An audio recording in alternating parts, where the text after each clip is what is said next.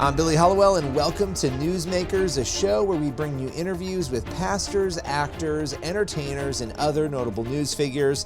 On today's show, we're going to be getting into some fascinating topics, but before we do, if you are not subscribing to Newsmakers, make sure you head on over to wherever you listen to podcasts and subscribe right now. Give us a rating. We love 5-star reviews. This is a show where you're going to dive deep into important issues with amazing people. With no further ado, here is today's show.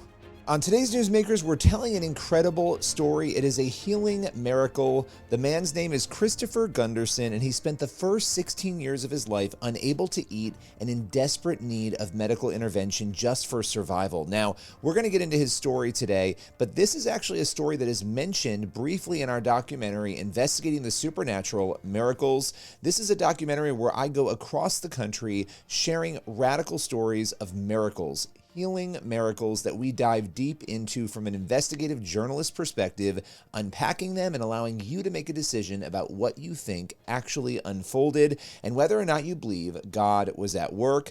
Christopher Gunderson's story is absolutely incredible. With no further ado, let's hear him tell it. Chris, it is great to connect with you. I've got to tell you, there's so many interesting connections between you and your story that we're about to get into, and Investigating the Supernatural Miracles, which is our new documentary at CBN. In fact, your story is briefly told as a case study in the documentary, and I hadn't even connected the dots until after, and I won't even get into all the connections. We were just talking about them off camera, but really, really, really cool to get a chance to talk with you about this story that people will hear about in the film. Let's kind of go back. You as a baby were diagnosed with a very serious digestive issue. Let's just start there. Tell us a little bit about that and how it impacted your life. So I was born with a syndrome called chronic pseudo-obstruction syndrome, and it was a congenital defect. So I was born with it. Basically, where my stomach was completely paralyzed. They call it complete gastroparesis, and it wouldn't pump anything from my stomach to my small intestine. So everything I ate for when I was a child, um, for for actually for when I was an infant would just projectile vomit and just vomit everything up. And so I wasn't able to actually get any kind of nutrition for a long period of time. It took my parents and the doctors several studies and diagnostic tests to figure out that that was truly the case, that I had complete gastroparesis. So this starts when you're born with it. So it starts when you're a baby, and obviously, babies are not eating solid food right away, but this issue did not go away for you. So you were not able to eat solid food at all, correct? I mean, at all until you were a teenager, which we'll get into. No, yeah. I was really only able to eat food just to have for the taste and the socialization, but I wasn't able to digest it. So I'd either spit it out and just have it for taste, or I would have it be drained out through another tube into my stomach. I had two tubes. One was connected to my stomach to be able to decompress everything, stomach acids, saliva that I would swallow, as well as a little bit of food that would swallow that would be able to get through a very small hole in my stomach. And then I would have another tube connected to my small intestine, that was where I was getting the nutrition from, the formula. How okay, I mean, this is wild to me because obviously eating and drinking are things people take for granted every single day. They're things we have to do to survive. They're things you have to do very literally to live. You were unable to do these things. So what was your typical form of nourishment? Just, you mentioned the tubes, just so people understand. It sounds like you were being fed through tubes then. So as early as for as early as I can remember, I'd always have a large dose of formula through my feeding tube during the night, and then just a little bit during the day. As I got older, the requirements were more, and as I played sports and everything, I had to have more nutrition. It was just a lot more difficult to get that because it was a slow drip process. You can't flush the small intestine with a large dose or a large bolus of anything because it's too intense for it to actually take on. So it's like literally a drip, drip, drip to be able to get that nutrition in. And Wow. so where people were able to consume large amounts of food in a short amount of time to be able to get that energy and the calories that they needed. For me, it took hours on end to do. Yeah. Yeah. I mean, okay. So this goes on. How did this affect you? Not just physically, and let's start there, but also mentally, socially, spiritually. I mean, this seems like a massive deal that would really append anybody's life. You know, the blessing in disguise was that I was born with it, so I didn't really know any different aside from what I could see from my peers and my siblings. But it was my normal. But still, given that, there was definitely its challenges and its hurdles that I had to overcome. Every day, I would have bile actually back up into my stomach and cause severe heartburn on like a daily basis. And so I'd have to constantly drain that out throughout the night and throughout the day. Trying to go on any trip was almost nearly impossible because I literally had to carry all of my nutrition with me anywhere I went.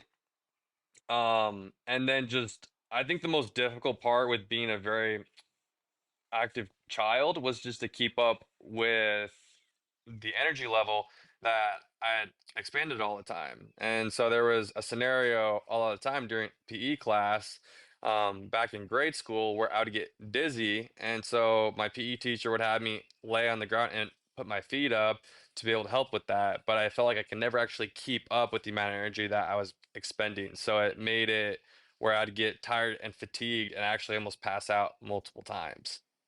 Well, especially because, obviously, if you're not getting enough nutrition to begin with, now you're working out, you're sweating, now you need more nutrition, right? To burn off. You need more of Exactly. those like Exactly. that. I mean, would it have been easy for you? And this may seem like a silly question.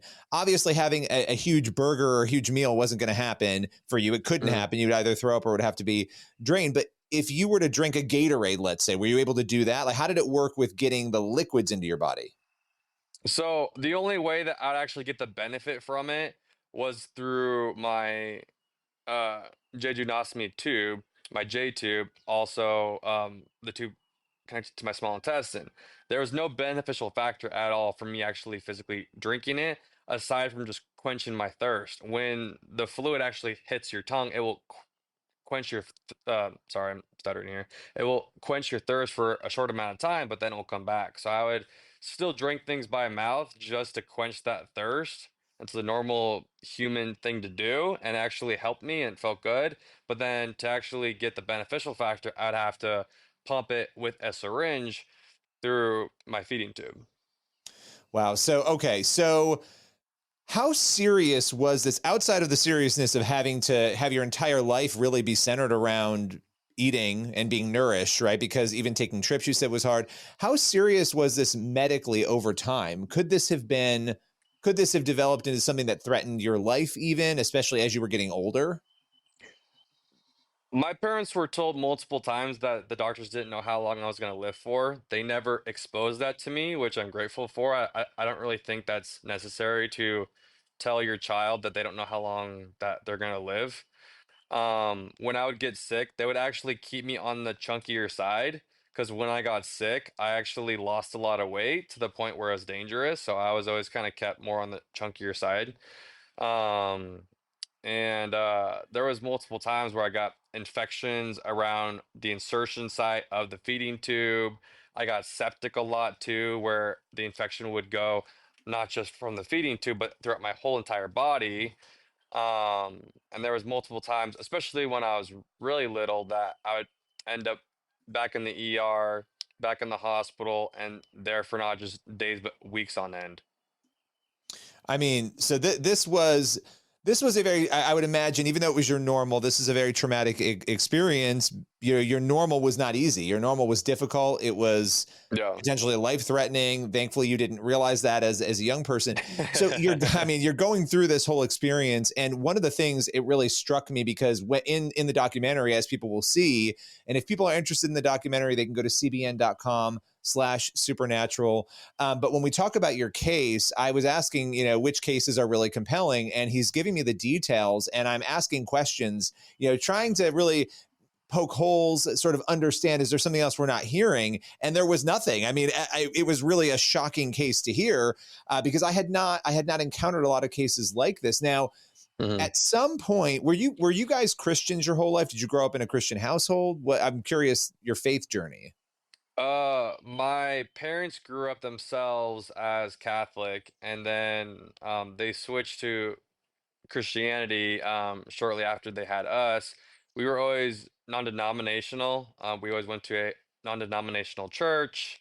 Me personally, and later hearing from my parents that we believed, I forgot what the term was called, but believed that healings had ceased, um, current day, present day. There's a word for it, but I can't think of it right So are now. you thinking of cessationism? Is that where Yes, you think? yes, Yes. yes, So you yes. guys, I want to pause. So you guys actually believed while you were sick during this time that healings had ceased. That was not something that was part of your framework, your faith framework. Correct. I thought it was Okay. more so like we pray to God for like an illness, like a cold, but there wasn't something like supernatural that would happen. It would maybe like help the healing process, but never actually like a hand of God being sick one moment and totally fine the next. So, okay, and this is what makes I didn't know that detail about you and your family. So that's what makes this story even more wild. So at some point, you guys decide to go to an event where there are healing prayers being uttered, right? I mean, you decide, Mhm. what was it that caused your family, even though you didn't necessarily believe this was something that could happen, to go to that event?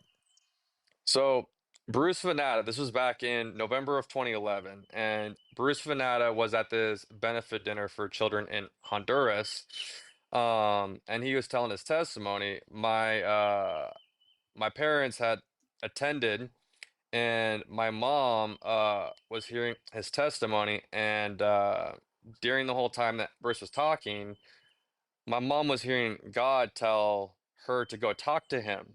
He was saying a lot of familiar medical terminology that most people wouldn't really know because of what Bruce had gone through and what I've gone through.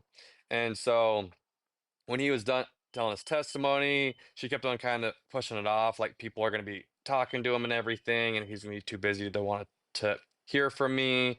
And God had made it where there was no one talking to him at the time, so she went up and talked to him and told him about me. I was actually currently home at the time. I wasn't there, but she had asked if he could pray for me, and he's like, "Where's he at?" Said that he was at home, didn't want to come here because he's a 16-year-old, not wanting to come to a benefit dinner. So he said that he was going to be talking at this church for the next day on Sunday, and why don't you bring your whole family there?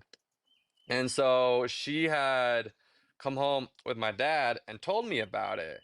And it wasn't really like I was in denial that it could happen, but there was some thing that kind of got to me when she was telling me about his story, his testimony, and I'm like, you know what? Sure, why not? I was actually really excited to like meet Bruce, hear his testimony, and like the more I like thought about it later on, the more I like came to realize that I was gonna get healed. And so Wow. we can kind of get on to the next day for if you want me to, or if you have Yeah, any other no, I questions mean, about that. no, I do. I have a lot of questions. I mean, so you and I don't want to keep you too long, but I mean, there's just so much to this story. So you start to feel like you're going to get healed, and it's really, I mean, it's a big jump from I don't really know if I believe this could happen to, you know what, God's prompting us to not only be at this event and talk to this guy, but maybe I'm going to get healed. When you were feeling that, was that a spiritual feeling? Like you felt like God was delivering that message to you that the healing was going to come? He had given me a little nudge that night, but especially when we were there at that church the next day, um, I had this pulsating sensation in my abdomen that I hadn't had before. And I was like, what's going on? And God said he's preparing me. And I haven't really ever heard from God too much before in my spirit. I didn't know how to really listen to his voice, listen to the Holy Spirit's voice. And so I was kind of having like this dialect with God. And he said that I'm preparing you and I'm working on you. And I told him back then I had a very severe stutter. Like I couldn't talk or anything. I had a terrible stammer. I had tics and everything that I was just trying to like force words out, just wouldn't flow or anything.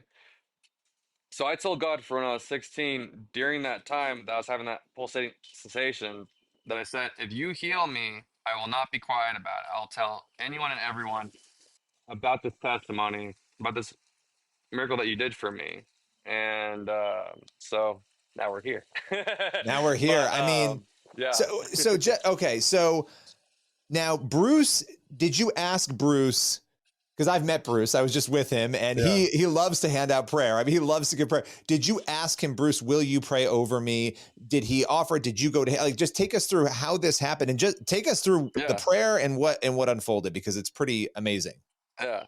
So like I was saying, I was having that pulsating sensation during this whole testimony. I was talking to God, and then we as a family had gone up to Bruce, and we were kind of like comparing battle scars and everything because I have a huge cut down my abdomen, and so does he and everything. So just to kind of like say hello and whatnot.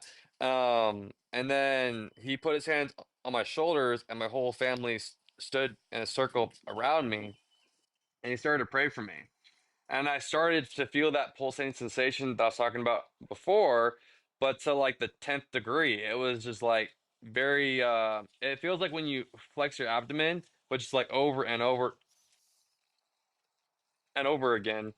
And then about halfway through the prayer, I actually felt this lightning bolt electric shock go from my right shoulder down through my chest and down through my abdomen. And it felt like God jump started my stomach back up with a shock. And it actually kind of bent me over, like it kind of doubled me over there. And Bruce had said, like, "Hey, are you okay?" I'm like, "Yeah, that was pretty painful." And he said, "We need to continue." I'm like, "All right." And then I still felt that pulsating sensation while I was praying for me. And then we were done with prayer, and I was like, "Well, that was interesting." We walked out of the church, and we were like, my dad was like, "Well, how do you feel?" I'm like, "I don't know. I don't really feel much different." Um, so we didn't really know what to think about it. And so I actually had a basketball game that night. And then after the basketball game, we went out for dinner. And I actually, what I would normally do if I was out with family and everything, just to socialize, would just be like to chew on the food and spit it kind of discreetly into a cup. No one really even noticed. But I ended up swallowing the whole meal. Didn't have any abdominal pain like I normally would, and then it processed through the very next day. So, okay, all right. Now, this I just want to clarify. This was the first full meal that you had ever eaten at this point. Correct. My small intestine had never had to take anything on aside from just formula. Nothing So you else. and what and tell us again what the meal was, just so people understand what it was that you ate and It processed. was so I really like Chinese food, so I had some Chinese food for my first meal. Probably not the best thing to try to test out, but I mean it was pretty tasty. So, were but I I mean, were had you no panicked abdominal while you pain or anything. were you a little scared while you were eating this food? I mean, like as you're doing it, because you've never really I done this wasn't. before. I wasn't scared. I was more like filled with excitement and joy, and it felt like it was very surreal. Like it was very like this isn't really happening right now. And I actually had that for about 2 weeks there, Billy. Um, where I would actually still be on the tube feeds because I didn't really trust I was healed. I didn't want to actually put my full faith in the fact that like God actually healed me. So I was eating by mouth, swallowing, digesting the food completely while still using the tube feeds. And I knew where all the buttons were for my pump and everything to turn it on and off, even like with my eyes closed. So there was times where I would actually wake up in the middle of the night not knowing it, I was like sleepwalking or whatever, and I would turn it off. And so 2 weeks had gone by, and I woke up and I realized that I had a whole bag of formula that was not inside of me. And I actually felt hunger for the first time. So part of my condition was I never felt hunger before. I only felt thirst. So I didn't know what hunger Wow. felt like. And so I went downstairs and talked to my mom, and I was like, I had this like empty feeling in my stomach. Like it just feels weird. It feels empty. And she's like, yeah, Chris, that's hunger. I'm like, That's oh, hunger. Yeah. this is Welcome to terrible. hunger. Well, yeah, this is not a fun feeling. This is not fun. Wow. So I really think like either God turned it off or I turned it off, but he was like, are you gonna trust me? You know? And I was like, that was the moment that I stopped with the tube feeds. I was holding that on as some kind of clutch or whatever to be like, I don't want to fully believe it because if I do, it doesn't turn out to be the case, then I'm going to be let down even more so than I was before. That's And terrifying. I so, mean, that's a oh terrifying yeah, prospect. But yeah. then that trust in God. Okay, so the biggest question I have now, you've had this healing. And here's the thing, for people who are skeptical of this, the fact that your stomach is moving, that this is all going on while you're being prayed over, even when you're listening to his testimony before that, and for those who don't know, Bruce's testimony is a whole other story. I mean, he should be dead. He was trapped under a massive truck. I won't even go into all the details. So, and he has been very involved in prayer and ministry for others, and obviously including yourself. But I want to come back to something. When this was all said and done and you had this healing, how did your doctors respond? These are doctors at this point, you're 16 years old, you know, you're a teenager. They've treated you your whole life and they've told you, I imagine, that there's no way this will ever be healed. It's healed. How did they all react to it? So we had made a doctor's appointment with my GI specialist, and about 2 weeks after I was completely off of the tube feeds. So I can go to her and say, hey, like I've been completely off of this for 2 weeks. Normally I should be dead by now because I haven't had any kind of nutrition through my feeding tubes. And so we went to her and we're talking to her and she was like, so what's this appointment for? Like, is everything okay? How are you feeling? And I don't remember the conversation verbatim, but it was something along the lines of like, I'm like totally healed now. I was prayed for. I've been off tube feeds for 2 weeks now, and I feel better than ever. And she was very skeptical. Sorry, excuse me, skeptical of the whole situation, but she was very happy. So her main thing that she kind of went back to was that I don't know how to explain it, but I'm really happy for you, Chris. I'm really, really happy for you. That's awesome. Have any of them been able to explain this? Any of these doctors? No, no. I don't Um, know. I don't remember if I went to my primary or if he had retired at that point. But in regards to her, that was the only appointment that we saw for her, aside from actually getting them removed and then stitched up.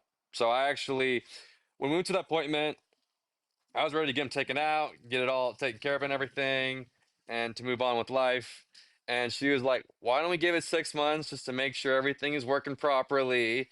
And me be my 16-year-old self and not being very patient. Like, are you kidding me? I gotta wait I want this out six now. months for this? Let's get this going. So I was prayed for in November.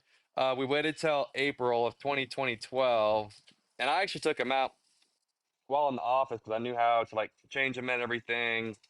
You need to change them out every so often. So I took them out. We waited a good, I think it was either until June or July to see if the holes would actually close on their own.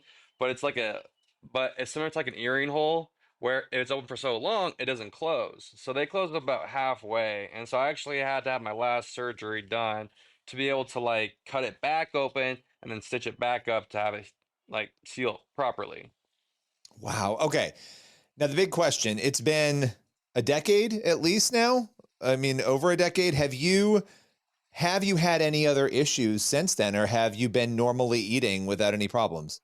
I have so at the start, I lost a lot of weight. I lost like 20 pounds because I realized being a 16-year-old boy, you have to eat constantly. At least for at least for my metabolism and for how active I was. I was working out, I was playing a lot of basketball, I was snowboarding, so I was using up a lot of energy. So I realized that I need to eat constantly to be able to keep that weight up.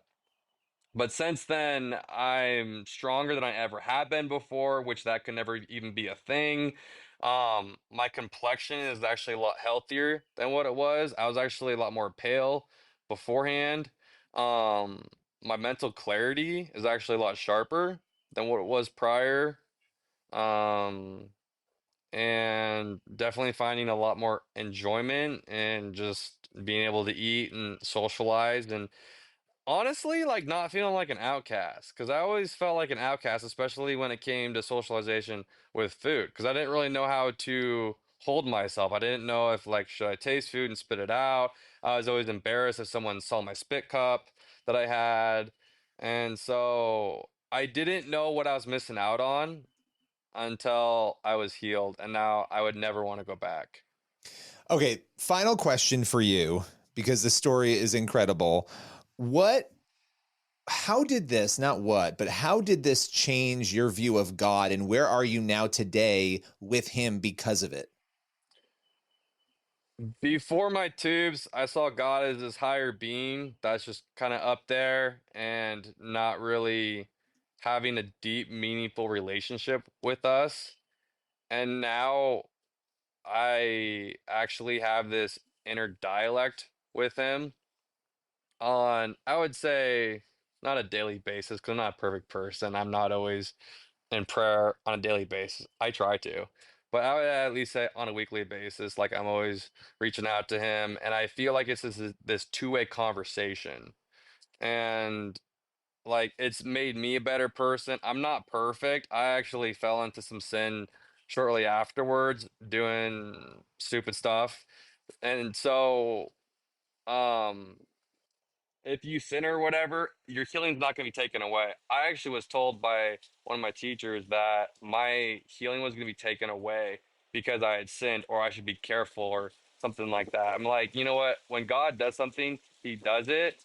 And it's for you to be a blessing to others for, and to have that testimony for as well. But it made me also realize that like it's okay to fall short, because we all fall short of the glory of God, and just to keep trying, because it's a continuous relationship and a continuous walk with him. Well, I appreciate you joining us, taking us through all this. It's an incredible testimony. People can see us to actually talk about it and break it down in the documentary. And I'm just grateful that you came on and spoke with us. Would love to have you back again, and appreciate your time Yeah, today. definitely. Thank you much, Billy. I got out of my patrol car and I slipped. I went from having a promising career as a neuroscientist to having a medical death sentence. I said there was nothing else that we could do. There was no heartbeat. Time of death, 8:05.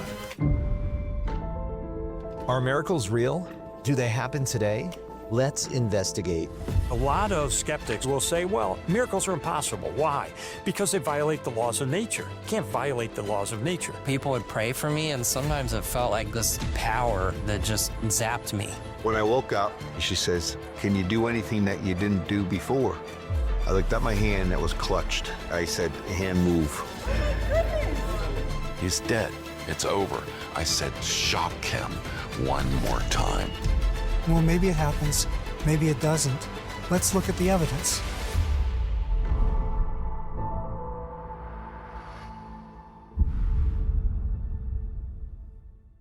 That's all for today's Newsmakers. Thank you so much for tuning in, and be sure to head on over and check out the new documentary investigating the supernatural miracles. You can find that at cbn.com/supernatural. We dive into some incredible miracles, investigating whether they still happen today and what is unfolding in various scenarios across America. Again, it is cbn.com/supernatural, and tune in for the next episode of Newsmakers. We'll see you later.